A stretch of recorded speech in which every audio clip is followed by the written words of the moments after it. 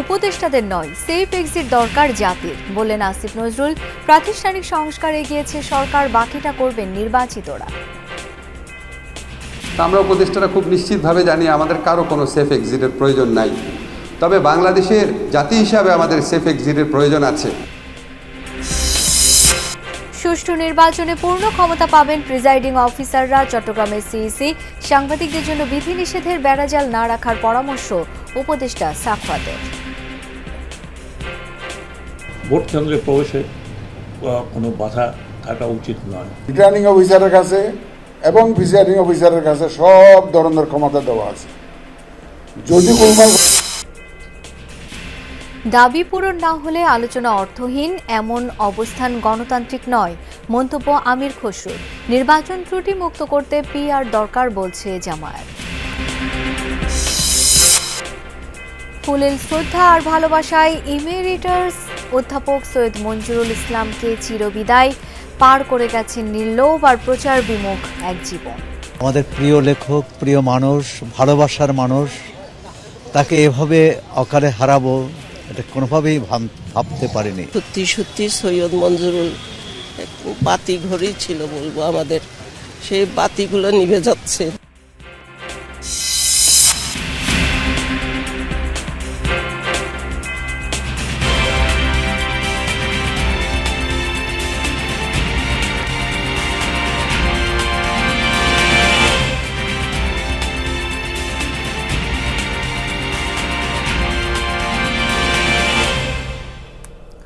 আমন্ত্রণ যমুনা নিউজে আপনাদের সাথে আছি আমি শাওন দত্ত।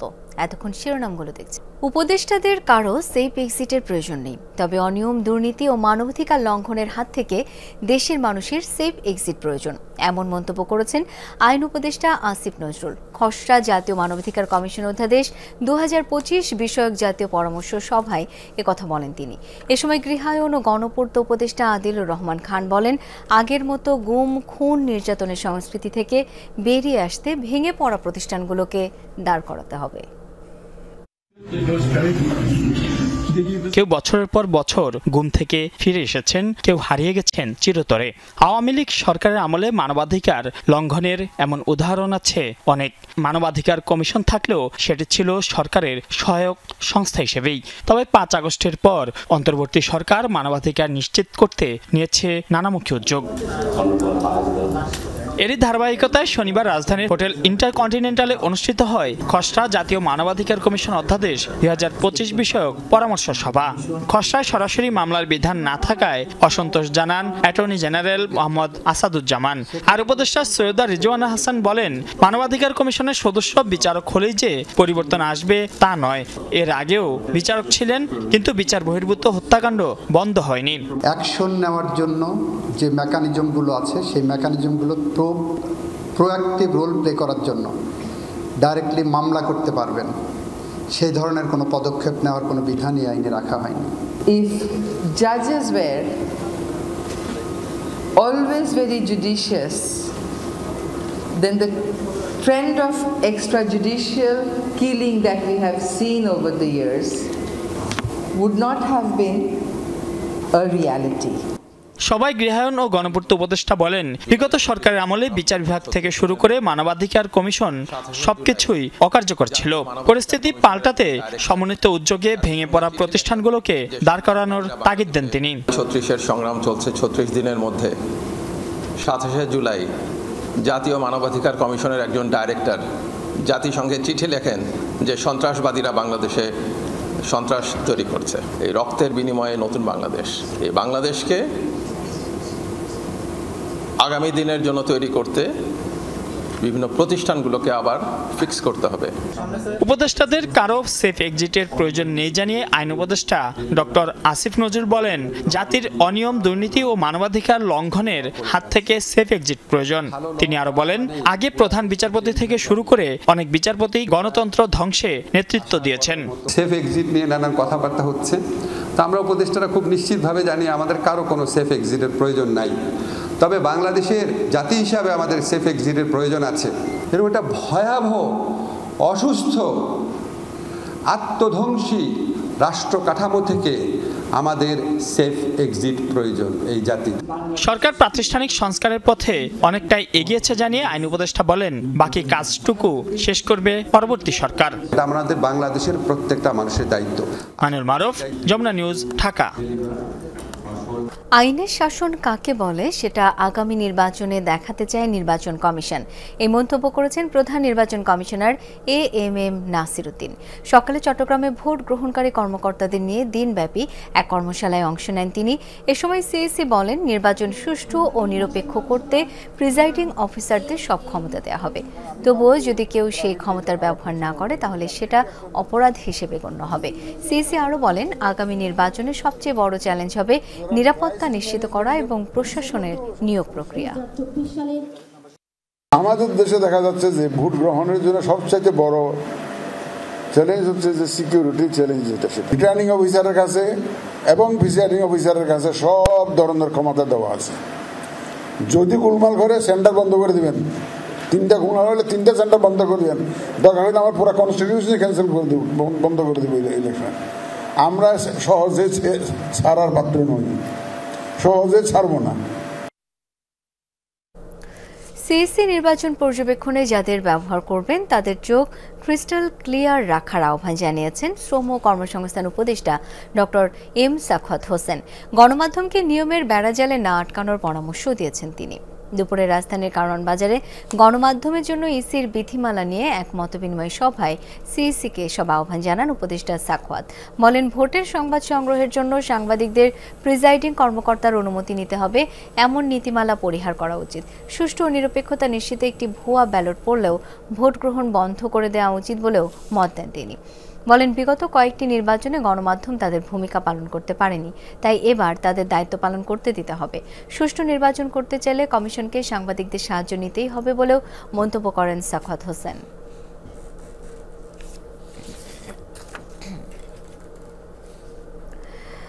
দর্শক, এই মুহূর্তে রাজধানীর কাকরাইলে জাতীয় পার্টির সমাবেশ ঘিরে উত্তেজনা চলছে আমরা জানতে পেরেছি। সেখান থেকে আরও খবর জানবো সহকর্মী রাজীব আহমেদের মাধ্যমে। রাজীব, এই মুহূর্তের পরিস্থিতি সম্পর্কে একটু জানতে চাই আপনার কাছ থেকে।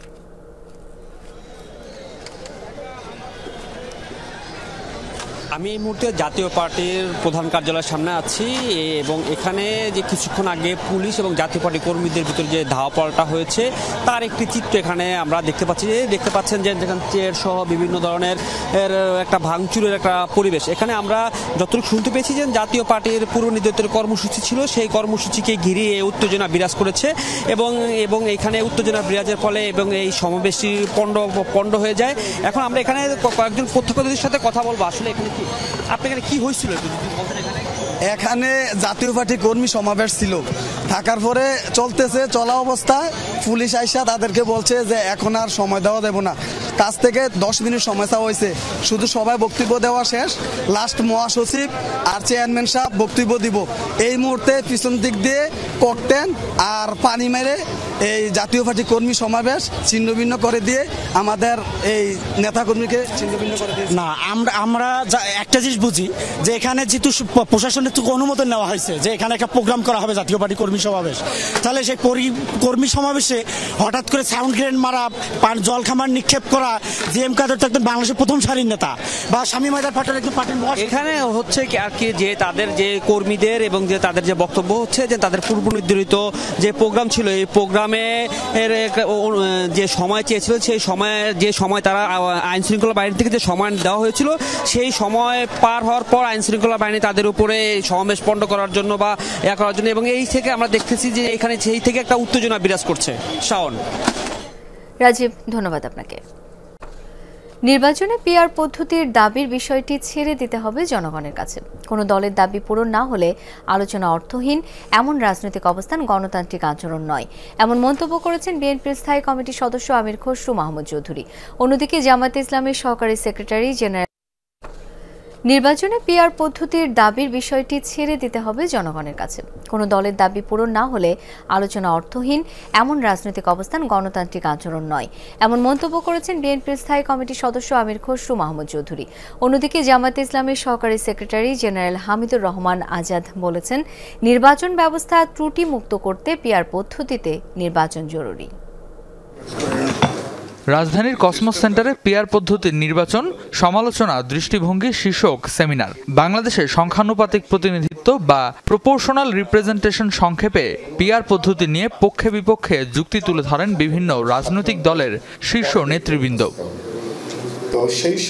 নির্বাচন ব্যবস্থায় কালো টাকার প্রভাব, সহিংসতা আর অনিয়মের কথা তুলে ধরে এ থেকে উত্তরণের উপায় হিসেবে পিআর পদ্ধতির পক্ষে মত দেয় জামায়াতে ইসলামের সহকারী সেক্রেটারি জেনারেল। বাংলাদেশে আসলে ইলেকশনগুলো এরকম কলঙ্কিত অধ্যায় রচনা করেছে নির্বাচন। এই জন্য আমরা মনে করেছি যেসব ডিফেক্টগুলো আছে, এই ডিফেক্টগুলো থেকে যদি আমাদের ইলেকশন পদ্ধতি বা সিস্টেমটাকে যদি মুক্ত করতে হয়, একটা ভালো নির্বাচন পদ্ধতি যদি অ্যাডাপ্ট করতে হয়, তাহলে আমাদের পিআর পদ্ধতি, যেটা আমরা সংখ্যানুপাতিক ভিত্তিক নির্বাচনটা প্রপোজ করেছি। তবে বিভিন্ন রাজনৈতিক দলের নেতারা মনে করেন নির্বাচন কোন পদ্ধতিতে হচ্ছে তার চেয়েও গুরুত্বপূর্ণ একটি সুষ্ঠু নির্বাচন আয়োজন। তাদের মতে পিআর পদ্ধতিকে এমনভাবে উপস্থাপন করা হচ্ছে যেন এটি সব সমস্যার সমাধান। আসলে বিষয়টি এত সরল নয়। একটা জায়গায় যদি আমরা একমত হতে পারি, সেটা হচ্ছে উচ্চ কক্ষে পিআর থাকবে আর নিম্ন কক্ষে ফার্স্ট পাস দি পোস্ট থাকবে, এবং এরপর থেকে আমাদের এই পিআর আলোচনা জারি থাকবে। এখানে যত ইন্টেলেকচুয়াল ডিসকাশন করা যায় এটা আমরা করতে থাকবো। মার্কা নয় ব্যক্তির ইমেজ দেখে ভোট দেন, এটি আসলে থাকে না, বা এই স্লোগান যারা সচেতন মহলে দিয়ে থাকেন, এই স্লোগানের আসলে কোনো গুরুত্ব থাকে না। যারা পিআর এর কথা বলছেন তারা এর যে অন্যান্য দিক কোনো আলোচনাই নাই এসব ব্যাপারে। ওই যে বলে না সস্তায় বাজিমাত করা, তো সস্তায় বাজিমাত করার একটা তৎপরতা এটা আমরা লক্ষ্য করেছি। আলোচনায় বিএনপির স্থায়ী কমিটির সদস্য আমির খসরু মাহমুদ চৌধুরী বলেন, দাবি না মানলে আলোচনা অর্থহীন বলা গণতান্ত্রিক আচরণ নয়। বলেন নির্বাচনের মাধ্যমেই গণতান্ত্রিক ব্যবস্থা ফিরিয়ে আনতে হবে। যেসব বিষয়ে একমত হওয়া যায়নি সেগুলো নিয়ে ভবিষ্যতে সংসদে আলোচনা হতে পারে। যতটুকু ঐক্যমত হবে আমরা সেই জায়গাটা ক্লোজ করতে হবে, রাইট? আর যেখানে ঐক্যমত হবে না সেটা ক্লোজ করার তো দরকার নাই, সেটা প্রত্যেকটি দল তারা জনগণের কাছে দিয়ে যাবে। আমাদের ওই লিমিটেশনটা আমাদের বুঝতে হবে যে এখানে কিন্তু সব জায়গায় ঐক্যমত হবে না, কিন্তু আমরা তো বাকশাল করছি না, বাকশাল করার চেষ্টা করা ঠিক হবে না। বক্তারা জানান রাজনৈতিক সংস্কৃতিতে সহনশীলতার পরিচয় না দিলে কোনো পদ্ধতিতেই মিলবে না সুফল। তো সেই হিসাবে হয়তো জেলা প্রশাসক। রেদওয়ান আহমেদ, যমুনা নিউজ, ঢাকা। বিপুল সংখ্যক অবৈধ গ্যাসের সংযোগ দিয়েছিলেন রাজনীতিবিদরা। এই সংকট মোকাবেলার চেষ্টা করছে অন্তর্বর্তী সরকার।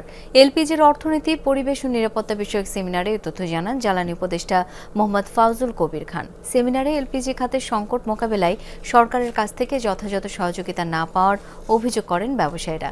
তারা বলেন এভাবে চলতে থাকলে ধীরে ধীরে এই খাত গভীর সংকটে পড়বে। বাংলাদেশে এলপিজি, অর্থনীতি, পরিবেশ ও নিরাপত্তা শীর্ষক সেমিনার। তো এলপিজি নিয়েও অনেকের একটা ভয় আছে এই মুহূর্তে, but there is nothing to be worried. All over the world LPG is used for auto gas, for household use and for industry. These are the three areas where LPG is being used. মূল প্রবন্ধ উপস্থাপনের পর কথা বলেন জ্বালানি উপদেষ্টা। বলেন জ্বালানির ঘাটতি ও সংকট তৈরি করেছে এক শ্রেণীর রাজনীতিবিদ এবং ব্যবসায়ীরা। দুর্নীতির মাধ্যমে অপ্রয়োজনীয় গ্যাস কূপ খনন আর লাইন করা হয়েছে। এ সময় এলপিজির দাম 1000 টাকার নিচে হওয়া উচিত বলে মন্তব্য করেন উপদেষ্টা। আরেকটা হচ্ছে বিপুল সংখ্যক অবৈধ সংযোগ দেওয়া হয়েছে, অসংখ্য অবৈধ সংযোগ দেওয়া হয়েছে শিল্পে, বাসা বাড়িতে। অপকর্মগুলো করেছেন আমাদের রাজনীতিবিদরা মরার উপরে খাড়া গ্রাহকের জন্য। সেটা হচ্ছে যে এই যে 1200 টাকার এলপিজি সিলিন্ডার বিক্রি হয় 1500 টাকায়। এইটাকে করতে হবে। আমরা কিন্তু যেসব যারা এইসব সরবরাহকারী করেন, আমরা যেটা বললাম যে মোবাইল কোর্ট আমরা করব, এবং আমরা যারা এইসব আপনাদের এটা দায়িত্ব নিতে হবে। উপদেষ্টার বক্তব্যের কড়া সমালোচনা করেন ব্যবসায়ীরা। বলেন জ্বালানি খাতে উন্নতির জন্য সরকার থেকে কোনো ধরনের সহযোগিতা সহজে পাওয়া যায় না। বিভিন্ন দপ্তর থেকে চরম হয়রানির শিকার হন ব্যবসায়ীরা। এ সময় ব্যবসায়ীদের টাকা পাচার নিয়ে করা উপদেষ্টার মন্তব্যের সমালোচনা করেন তারা। আপনি পলিসি তৈরি করবেন উইদাউট দ্য পাবলিক হিয়ারিং, আপনি বাজেট তৈরি করবেন উইদাউট পাবলিক হিয়ারিং, আপনি বৎসরের মধ্যে এসে ট্যাক্স লাগিয়ে দেবেন উইদাউট পাবলিক হিয়ারিং। কারো কাছে গেলেই যেন তুচ্ছ তাচ্ছল্য। এই যদি ব্যবসায়ীদের জায়গা হয় তাহলে ব্যবসা কে করবে? নেক্সট জেনারেশন কি ব্যবসা করতে আসবে কিনা বলেন আপনারা? প্রাইসিংয়ে যেখানে আমরা সম্পৃক্ত না, এবং যে সমস্ত প্রাইসিং করা হয়েছে এই প্রাইসিং যদি থাকে, আমার মনে হয় এলপিজি বোর্ডে অনেকেই আছেন, ইউল নট সার্ভাইভ দ্যাট লং, এবং এই সেক্টরটা উইল ডাই, এটা দীর্ঘদিন সাস্টেন করবে না। সেমিনারে ক্যাবের জ্বালানি উপদেষ্টা ডক্টর শামসুল আলম বলেন, সব সরকারই ক্যাবকে প্রতিপক্ষ মনে করে। এ সময় জ্বালানি খাতে তামাশা চলছে উল্লেখ করে দাম নির্ধারণে কেন গণশুনানি তুলে নেওয়া হলো বিইআরসির কাছে তার জবাব চাইতে ব্যবসায়ীদের প্রতি আহ্বান জানান তিনি। আর বিএনপির স্থায়ী কমিটির সদস্য ডক্টর আব্দুল মঈন খান বলেন, চাহিদার তুলনায় এলপিজি সরবরাহের যে ঘাটতি আছে তা কিভাবে পূরণ করা যায় সে ব্যাপারে উদ্যোগ নেওয়া জরুরি। আপনার এবং ভোক্তার নিরাপত্তা নিশ্চিত করার সক্ষমতা নেই। যে কমিশনের সক্ষমতা নেই, তাকে সক্ষমতাহীনভাবে তাকে কাজ করতে দিলে সেখানে বিপর্যয় বাড়বে। তাকে সক্ষম করে তুলতে হলে আদমারাদের ঘামেরে তুই বাসা, তাকে ঘাম আঁটতে হবে। এই ঘাম আনার কাজটা করতে পারেন না কেন? একটি দেশের উন্নয়নের চাবিকাঠি সেটা হচ্ছে জ্বালানি। যদি আমরা জ্বালানি সরবরাহ করতে না পারি, আমরা যত পরিকল্পনাই উন্নয়ন পরিকল্পনাই নেই না কেন, তাতে কিন্তু কোনো কাজ হবে না। এলপিজি সিলিন্ডারের নিরাপত্তা নিয়ে আরো সচেতনতা বাড়ানোর প্রয়োজন বলে মনে করেন বিভিন্ন সংস্থার কর্মকর্তারা। যেহেতু ভবিষ্যতে এর ব্যবহার বাড়বে, অতএব আমাদের নিরাপত্তার বিষয়টিও আসবে।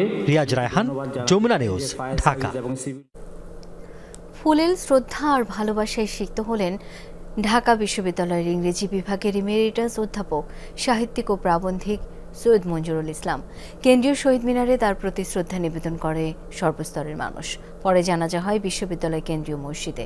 বিকেলে দাফন করা হয় মিরপুর বুদ্ধিজীবী কবরস্থানে। বৃষ্টি সকাল থেকেই, যেন সৈয়দ মঞ্জুরুল ইসলামের বিদায়ে কাঁদছিল প্রকৃতি। বৃষ্টি মাথায় নিয়েই দীর্ঘদিনের সহকর্মী, স্বজন, শিক্ষার্থীদের ঢল নেমেছিল প্রিয় এসএমআই স্যারের শেষ বিদায়ে। কেন্দ্রীয় শহীদ মিনারে রাখা কফিন ফুলে ফুলে ভরে ওঠে, কিন্তু স্যারের প্রতি শ্রদ্ধা ভালোবাসা হয়তো চোখে দেখা যায়নি, তবে অনুভব করা গেছে। একজন শিক্ষককে আমরা যেরকম কল্পনা করি, সেই কল্পনার বাস্তব মানুষটা হচ্ছেন স্যার। জ্ঞানী, আধুনিক, আদর্শবাদী, অথচ কোনো গাম্ভীর্য নেই। কাউকে যদি সমালোচনাও করতো, ছোট করতো না। আজকাল যে মূল্যবোধের অবক্ষয় দেখি, এগুলোর মধ্যে সত্যি সত্যি সৈয়দ মঞ্জুরুল বাতি ঘড়ি ছিল বলবো আমাদের। এই বিপদের সময় উনি সত্যিকার অর্থে আমাদের ছায়া দিয়েছেন, আশ্রয় দিয়েছেন এবং দিক নির্দেশনা দিয়েছেন। শিক্ষক সৈয়দ মঞ্জুরুল ইসলামের পরিচিতি এমন ছড়িয়েছে যে তার সাহিত্যিক পরিচয় খানিকটা আড়ালি পড়ে গেছে, অথচ সাহিত্যের জগতে তার ছিল উজ্জ্বল বিচরণ। সাধারণত যারা প্রাবন্ধিক হয় তারা হয়তো সৃষ্টিশীলতার দিকে তত থাকে না, কিন্তু মঞ্জুর দু হাতেই দুই বীণা বাজিয়েছে বলা যায়, দুই মন্দিরা। দেখুন, এই বৃষ্টির মধ্যে এত ভক্ত অনুরাগীর আগমন এটাই প্রমাণ করে যে সৈয়দ মঞ্জুরুল ইসলাম সবার কত প্রিয় ছিলেন। শিক্ষক হিসেবে, লেখক হিসেবে, সমালোচক হিসেবে এবং সর্বোপরি একজন অসাধারণ মানুষ হিসেবে সেই দৃষ্টান্ত আমাদের জন্য রয়ে যাবে এবং আমাদের জন্য অনুপ্রেরণার উৎস হবে। মানুষের প্রতি মানুষের যে ভালোবাসা, তার একটাই কারণ যে স্যার সবাইকে ভালোবাসতেন, স্যার সবাইকে আপন করে নিতেন, সবাইকে তার একান্ত নিজের মনে করতেন, এবং যে কারণে প্রত্যেকটি শ্রেণী পেশার মানুষ সব ক্ষেত্রেই স্যারের একই রকম জনপ্রিয়তা। মুক্ত চিন্তা, চর্চা আর অন্যায়ের প্রতিবাদে সৈয়দ মঞ্জুরুল ইসলাম ছিলেন অনন্য দৃষ্টান্ত। নির্লোভ আর প্রচার বিমুখ এক জীবন পার করেছেন তিনি। উনি প্রচন্ড নির্লোভ ছিলেন। ওনার যেটাই বিশ্বাস থাকুক, যার প্রতি ভালোবাসা থাকুক, কোনো লোভ থেকে করতেন না, নিজের বিশ্বাস থেকে করতেন। এই জন্য ওনাকে সবাই ভালোবাসতো, সব মানুষ ভালোবাসতো, বিভিন্ন মত পথের মানুষ ভালোবাসতো। মঞ্জুর ভাই এমন একজন মানুষ যাকে সবাই সম্মান করে, তার জ্ঞানকে, তার প্রজ্ঞাকে আমরা সবাই সম্মান করি। এবং উনি বেশ কয়েকবার লেখাও লিখেছেন পরিবেশের বিভিন্ন ইস্যুগুলোকে সমর্থন করে। আমি আমার ব্যক্তিগত জায়গা থেকে ওনাকে সম্মান করি। আমার ভাই আসলেও একজন ভালো শিক্ষক তো ছিলেনই, তার সাথে সাথে তিনি সকলের প্রাণের মানুষ ছিলেন, এবং সেটার জন্য আমি আপনাদের অনেক কৃতজ্ঞতা জানাচ্ছি। শ্রদ্ধা শেষে মরদেহ নেওয়া হয় ঢাকা বিশ্ববিদ্যালয় কেন্দ্রীয় মসজিদে। এখানে জানাজায় যোগ দেন তার সহকর্মী, স্বজন, শিক্ষার্থীরা। পরে বিশ্ববিদ্যালয়ের পক্ষ থেকে শ্রদ্ধা জানানো হয়। শাকিল হাসান, যমুনা নিউজ, ঢাকা। গুম নিয়ে সংস্কৃতি মন্ত্রণালয়ের একটি ডকুমেন্টারির কাজে সিলেটের সীমান্ত এলাকায় গিয়েছেন আওয়ামী লীগ সরকারের সময় গুম হওয়া বিএনপির স্থায়ী কমিটির সদস্য সালাউদ্দিন আহমদ। দুপুরে যে পথ দিয়ে তাকে ভারতের শিলংয়ে নেওয়া হয় সেই সীমান্ত এলাকা ঘুরে দেখেন তিনি। পরিদর্শন শেষে যমুনা টেলিভিশনের কাছে সেই দিনের অনুভূতি তুলে ধরেন। 2015 সালের 10 মার্চ রাতে রাজধানীর উত্তরার একটি বাসা থেকে সালাউদ্দিন আহমদকে তুলে নিয়ে যাওয়া হয়। পরিবার থেকে অভিযোগ করা হয় তৎকালীন আইনশৃঙ্খলা বাহিনীর সদস্যরাই তাকে উঠিয়ে নিয়ে গিয়েছিলেন। একই বছর 11 মে ভারতের শিলংয়ে স্থানীয় পুলিশ তাকে উদ্ধার করে।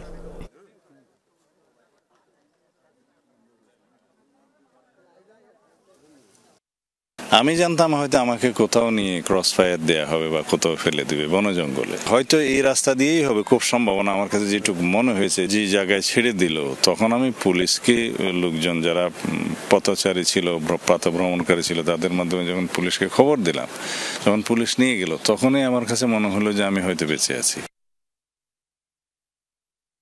নির্বাচন যত ঘনিয়ে আসছে, প্রশাসন ও কিছু উপদেষ্টার মধ্যে তত অস্থিরতা দেখা দিচ্ছে। এই মন্তব্য করেছেন জামায়াতের সেক্রেটারি জেনারেল মিয়া গোলাম পরোয়ার। সকালে খুলনার পাইকগাছা সরকারি কলেজ মাঠে আয়োজিত ছাত্র যুব সমাবেশে এসব কথা বলেন তিনি। মিয়া গোলাম পরোয়ার অভিযোগ করেন, কেউ কেউ গোপনে একটি দলকে ভবিষ্যতে ক্ষমতায় আনতে ষড়যন্ত্র করছে। এছাড়া নির্বাচনের আগে দেশে একটি লেভেল প্লেইং ফিল্ড তৈরি করতে প্রধান উপদেষ্টার উপর জামায়াত ইসলামী আস্থা রাখে বলে জানান মিয়া গোলাম পরোয়ার। ছাত্র যুব সমাবেশের আয়োজন করে পাইকগাছা উপজেলা জামায়াতের নেতাকর্মীরা। এ সময় দলের বিভিন্ন পর্যায়ের নেতাকর্মীরা উপস্থিত ছিলেন। দর্শক, এই ছিল যমুনা নিউজে।